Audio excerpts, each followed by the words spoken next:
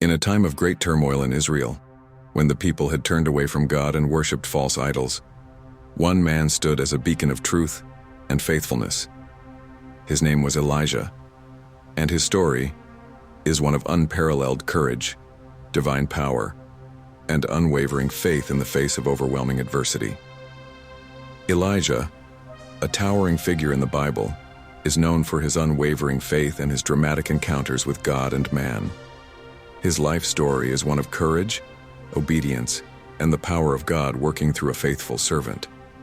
Elijah's ministry took place during a dark time in Israel's history. The nation had turned away from worshiping the one true God, bowing instead to idols like Baal, led astray by King Ahab and his wife Jezebel. In the midst of this spiritual crisis, Elijah stood boldly as a prophet of God, calling the people to repentance and demonstrating the unmatched power of the Lord. Elijah's ministry begins with a dramatic encounter with King Ahab.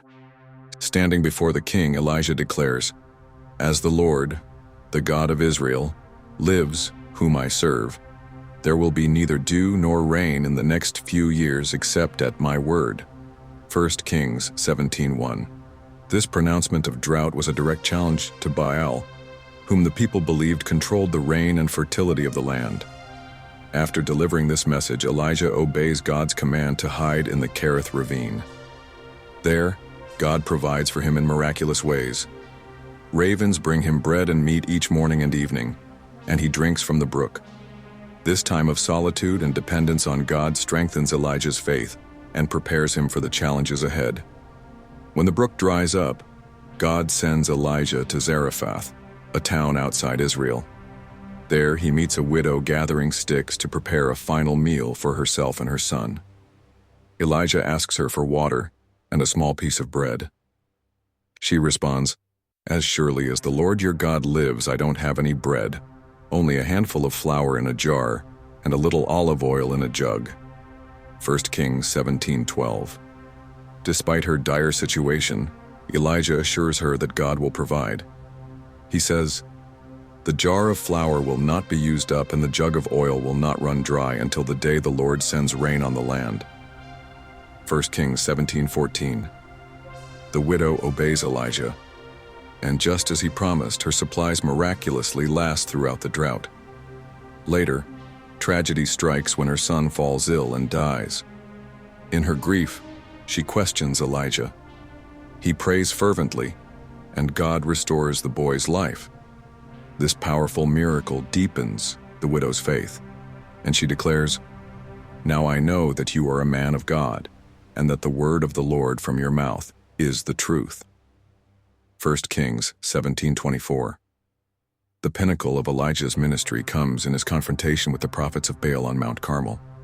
Elijah challenges them to a contest to prove who is the true God. He tells the people, "How long will you waver between two opinions? If the Lord is God, follow him.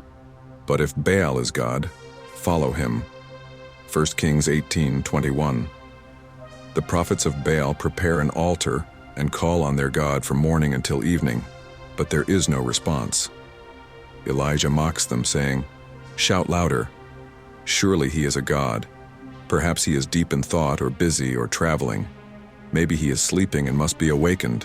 1 Kings 18:27. Despite their frantic efforts, Baal remains silent. Elijah then repairs the altar of the Lord and drenches it with water to ensure there can be no doubt about what is to happen. He prays, "Answer me, Lord.